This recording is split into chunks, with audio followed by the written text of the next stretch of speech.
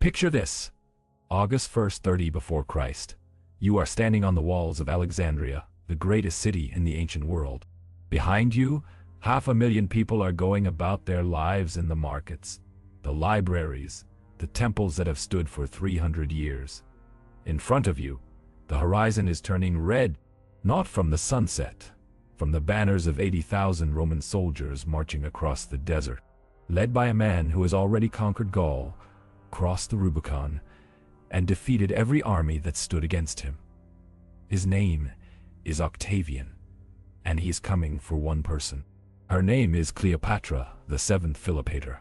She is 39 years old, Queen of Egypt for 21 years, mother of 4 children, former lover of Julius Caesar, current partner of Mark Antony, the most powerful general in Rome. In 11 days she will be dead. But here's what history books will not tell you. The ass bite, the peaceful suicide in silk sheets, the romantic death Hollywood sold you for a century. None of it happened the way you think. What actually occurred in Cleopatra's final days was something far more terrifying. A systematic psychological breakdown, a desperate attempt to save her children, and a final act so calculated that Roman historians spent 2,000 years trying to erase it from the record. This is her story, not the myth, the documented truth. And the first I am going to show you exactly what they buried. If you believe that the documented records of history's most powerful women must be remembered as they actually lived, not as propaganda rewrote them, consider liking this video and subscribing. Your support unearths more accounts from the voices history tried to silence. Let me take you back to where this really begins. Not August 12th, but 12 years earlier. The year is 42 before Christ. Cleopatra is 27 years old. She has ruled Egypt for 9 years, surviving assassination attempts, civil war, and famine. She is not the seductress of legend. She is a political genius. According to the historian Plutarch, she spoke 9 languages fluently: Egyptian, Greek, Hebrew, Aramaic, Ethiopic, Troglodyte, and the languages of the Medes and Parthian. She was the first Ptolemaic ruler in 300 years to actually learn Egyptian. Think about that. Her ancestors ruled Egypt for 3 centuries without bothering to speak the language of the people they governed. Cleopatra learned it. She studied mathematics, astronomy, and philosophy. The Library of Alexandria, the greatest repository of human knowledge in the ancient world, was her personal study. She was not beautiful by Greek standards. Contemporary accounts describe her as plain-featured. But when she spoke, according to Plutarch, there was an irresistible charm in her person and conversation. Here is what made her dangerous. She understood something that every other ruler of her time did not grasp. Rome was not going to stay a republic. It was going to become an empire. And whoever controlled Rome's next emperor would control the Mediterranean world. So when Mark Antony summoned her to Tarsus in 42 before Christ to answer charges of supporting his enemies, she did not arrive like a suppliant. She arrived like a goddess. Picture the scene. Antony is sitting in the Forum of Tarsus, waiting on his throne. He is expecting a frightened queen begging for mercy. Instead, the harbor erupts with the sound of drums and flutes. A ship appears. Not a war galley, a floating palace, purple sails woven with gold thread, silver oars that flash in the sunlight, the deck covered in flowers and incense. And standing at the bow, dressed as the goddess Aphrodite, surrounded by boys, dressed as cupids fanning her with peacock feathers, Cleopatra. She does not go to Antony. She sends a message. If the representative of Rome wishes to speak with the Queen of Egypt, he may attend her for dinner. Think about the psychology of that move. She has turned the entire power dynamic upside down in one gesture. Antony came to judge her. Now he is accepting her invitation. That night, according to Plutarch, Antony entered a banquet hall lit by thousands of lamps arranged in geometric patterns. The ceiling was draped with tapestries from Persia. The tables were covered with gold and jewels. And Cleopatra, speaking perfect Latin with a voice that had sweetness in it, proceeded to intellectually dismantle him over dinner. By dawn, Antony was not interrogating her. He was in love. For the next 11 years they ruled the eastern Mediterranean together. They had 3 children: Alexander Helios, born 40 before Christ, Cleopatra Selene, his twin sister, and Ptolemy Philadelphus, born 36 before Christ. Cleopatra already had one son, Caesarion, age 13, son of Julius Caesar, the only living male heir to Caesar's bloodline. Here is what you need to understand. This was not a romance. It was a political alliance. Cleopatra gave Antony the wealth of Egypt, the richest kingdom in the Mediterranean. Antony gave Cleopatra military protection and legitimacy in Rome. Together they planned to create a new center of power. Not Rome, Alexandria. But there was a problem. Back in Rome, Octavian, Caesar's adopted son, 23 years old, cold as winter, was watching. And he was building a case. The propaganda campaign Octavian launched against Cleopatra is one of the most effective in human history. He could not attack Antony directly.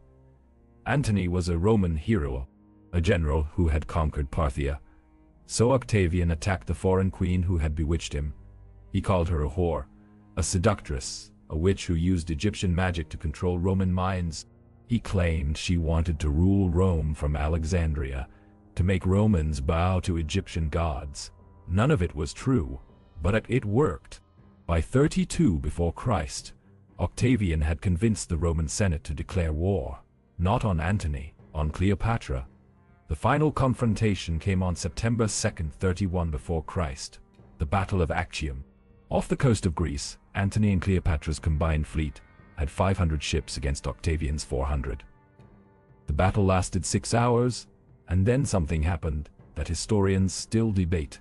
Cleopatra's flagship, in the middle of the fight, suddenly raised purple sails and retreated, taking 60 Egyptian ships with her. Antony, watching from his command ship, had a choice: stay and fight, or follow the woman he loved. He followed. His fleet, seeing their commander flee, surrendered. 5,000 soldiers died. The rest joined Octavian. Antony and Cleopatra sailed back to Alexandria, and that's when the real horror began. Think about what Cleopatra knew at this moment. Her fleet was destroyed. Her ally had been humiliated. The largest army in the world was about to march on Egypt. And she had 4 children. Caesarion, 13. The twins, 10. Ptolemy, 6. Roman policy toward defeated rulers was clear. Adult males were executed. Children were paraded through Rome in chains, then either killed or sold into slavery. Cleopatra spent the next 11 months trying to save them. First, she tried negotiation. She sent messengers to Octavian offering to abdicate, to go into exile, to give Egypt to Rome peacefully. In exchange, she asked for one thing: let her children live as private citizens. Octavian's response came back in a sealed letter: I will consider your children's fate after you surrender in person. Read that again. He is not promising anything. He is demanding she place herself and her children completely in his power. Then he will decide. Cleopatra knew what that meant. She had studied Roman triumphs. She knew what happened to captured queens. In 46 before Christ, Julius Caesar paraded Arsinoe, Cleopatra's younger sister, through Rome in golden chains. The crowd, seeing a teenage girl stumbling in shackles, actually booed Caesar for cruelty. He had her executed anyway. That is what waited for Cleopatra. Not death but humiliation, then death. And her children paraded as living proof of Egypt's defeat. So, she tried something else. In July 30 before Christ, with Octavian's army 2 weeks from Alexandria, Cleopatra sent Caesarion away. She gave him a ship, gold, and a small guard. She told him to sail to India, to disappear into the east and never come back. He was 13 years old, and she was sending him away forever because it was the only way to save his life. Picture that moment. You are saying goodbye to your firstborn son. You know you are never going to see him again. And you cannot cry, cannot show weakness. Because if he knows what is really happening, he might refuse to go. So you smile. You tell him it is temporary. You kiss his forehead and watch his ship sail into the horizon. Caesarion made it 100 miles.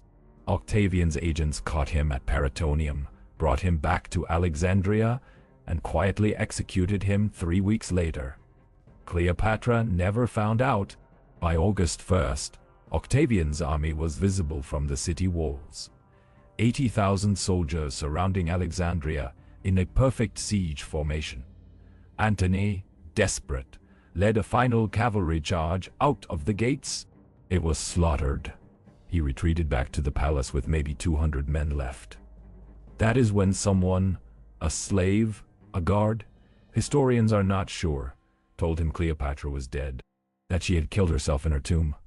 Antony, hearing this, did what Romans did. He fell on his sword, but he did not die. The blade missed his heart. It punctured his stomach. He was lying on the floor of his chamber, bleeding out when a messenger arrived. Cleopatra is alive. She is locked in her mausoleum. Think about what went through Antony's mind. He had just committed suicide based on false information, and now he was dying slowly, in agony, knowing she was still alive. His guards carried him through the streets of Alexandria to Cleopatra's mausoleum, a 2-story stone building she had built as her future tomb. Here is where it gets worse. Cleopatra had locked herself inside with 2 handmaidens, Iras and Charmian. She had bolted the doors from within. She would not open them, not even for Antony. Why? Because she knew Octavian's soldiers were minutes behind. If she opened the doors, they would capture her. So, Antony's guards did the only thing they could. They tied ropes around him and hauled him up to the 2nd-floor window. Picture this: you are dying. You have been stabbed in the stomach. You are being lifted by ropes up the side of a building. Every movement sends waves of agony through your body. And when you finally reach the window and hands pull you inside, you see her face, the woman you left Rome for. And you have maybe 10 minutes left. According to Plutarch, who interviewed people who were there, Antony died in Cleopatra's arms at sunset on August 1st, 30 before Christ. She covered his face with her hands and screamed. The sound, according to witnesses, could be heard across the palace complex. Octavian soldiers arrived at the mausoleum 3 hours later. They did not break down the door. They climbed through the same window Antony had been hauled through. They found Cleopatra kneeling beside Antony's body, her hands still covered in his blood. The commander, a man named Gallus, told her she was now a prisoner of Rome. She would be treated with respect, given comfortable quarters. No harm would come to her. All lies. Here is what Octavian actually wanted. He wanted Cleopatra alive for his triumph. The Queen of Egypt, walking in chains through Rome. The greatest propaganda victory in Roman history. But he knew she might kill herself. So he did something calculated and cruel. He sent her a message. Your children are safe, but their safety depends on your cooperation.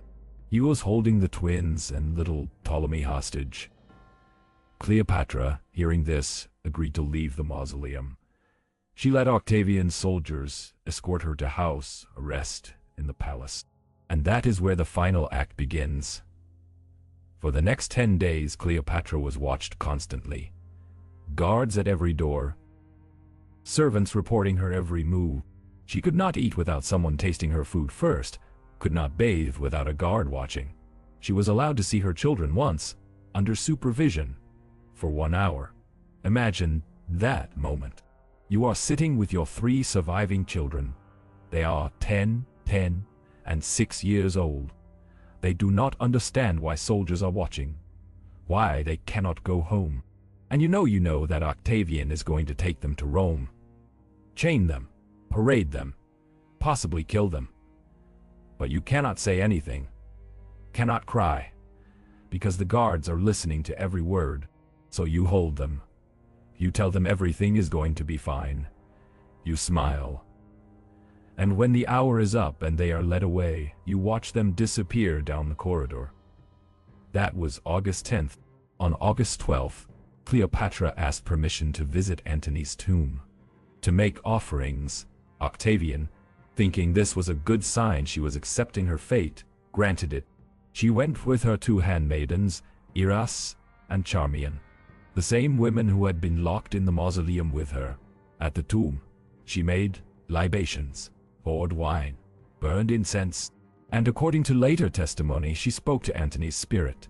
They are going to take me to Rome, put me in chains, parade me as a barbarian queen. I will not let them. But my children, I could not save them. I could not save any of them. She returned to the palace at noon, ate a light meal, bathed, then she wrote 2 letters, one to Octavian, requesting that she be buried beside Antony, one to her children. The contents were never recorded, but it was sealed and given to a trusted servant with instructions to deliver it only after her death. Then she dismissed everyone except Iras and Charmian. Here is where the legend gets it wrong. The story you know, the ass brought in a basket of figs, the peaceful death reclining on silk, comes from Plutarch, writing 150 years later. But Plutarch admits he is not sure. He says some claim it was a snake. Others say poison. One source says she had hollow hairpins filled with venom that she scratched herself with. The truth, we do not know exactly how she did it. But we know this. When Octavian's guards entered her chamber at sunset on August 12, 30 before Christ, they found 3 bodies. Cleopatra was lying on a golden couch, dressed in full royal regalia, crown, jewels, the formal robes of a pharaoh. She was not slumped over. She was arranged, posed, one hand holding a scepter, the other resting on her chest. Beside her on the floor, Iras was dead, and Charmian, loyal Charmian, who had served Cleopatra for 20 years, was still barely alive, adjusting Cleopatra's crown. A guard shouted, "Was this well done of your lady?" Charmian looked up at him. She smiled and said her last words. "Very well done, and fitting for a princess descended of so many royal kings." Then she died. Think about what happened in that room. This was not a desperate suicide. This was a performance, a final act of defiance. Cleopatra could not stop Octavian from taking her to Rome, but she could rob him of the one thing he wanted most, the living symbol of Egypt's defeat. She was going to die on her terms, dressed as a pharaoh, surrounded by her most loyal companions, denying Rome its triumph. It was the only power she had left, and she used it. But here's what haunts me about this story, what history does not talk about. The children. Octavian kept his word in the cruelest possible way. He did not kill them. That would have been mercy. Instead, he took them to Rome, paraded them through the streets in golden chains during his triumph. 10-year-old twins and a 6-year-old boy walking behind an effigy of their mother, while 1 million Romans cheered. Then he gave them to his sister, Octavia, to raise, the same Octavia that Antony had divorced to be with Cleopatra. Imagine that. You are 10 years old. Your mother is dead. Your father is dead. Your older brother was executed. And now you are living with the woman your father abandoned, being raised as a living reminder of her humiliation. The boys disappeared from history. They probably died young. Romans did not like keeping enemy princes alive. But Cleopatra Selene, the daughter, survived. Octavia actually raised her with some kindness. At 16, she was married to Juba II, king of Mauritania, and became a queen in her own right. She named her son Ptolemy, after her little brother who had disappeared, and she put her mother's face on her coins. She never forgot. Now here is the thing that should keep you awake at night. Everything the first just told you, the propaganda, the hostage children, the forced suicide, it all worked exactly as Octavian planned. For 2,000 years, the story of Cleopatra has been the story Octavian told. The seductress, the foreign temptress who corrupted Roman virtue, the exotic suicide, not the polyglot scholar, not the political genius who ruled the richest kingdom in the world for 21 years, not the mother who sent her son away to save him, and definitely not the woman who, trapped and powerless, managed to deny the most powerful man in the world his final victory. That's the power of propaganda. It doesn't just defeat you in life, it erases you from history. But here is what Octavian did not count on: archaeological evidence, contemporary sources outside Rome, Egyptian records. Slowly, piece by piece, we are recovering her real story. In 2010, archaeologists found a gold coin from Cleopatra's reign. It shows a face not beautiful by Hollywood standards, but strong-featured, intelligent-looking, wearing the double crown of Upper and Lower Egypt. On the reverse side, Basilissa Cleopatra, Queen Cleopatra, in Greek, not Caesar's whore, not Antony's concubine queen. That is who she was, and that is who they tried to erase. So here is the question I want you to think about. How many other women in history were erased the same way? How many queens, scholars, leaders, strategists were rewritten as seductresses, witches, or footnotes in men's stories? And what stories are we still believing today that were written by the victors? If this exposed something you have never heard before, hit that subscribe button and turn on notifications, because we are going to keep uncovering the history they tried to erase. Drop a comment with your thoughts and I will see you in the next investigation. Cleopatra died 2,054 years ago, but her final act of defiance, robbing Rome of its triumph, echoes forward through every generation that refuses to accept the official story. They tried to bury her. They tried to rewrite her. They tried to turn her into a cautionary tale about women who reach too high. But you cannot erase someone who becomes a symbol. And Cleopatra, in death, became exactly what Octavian feared most: immortal.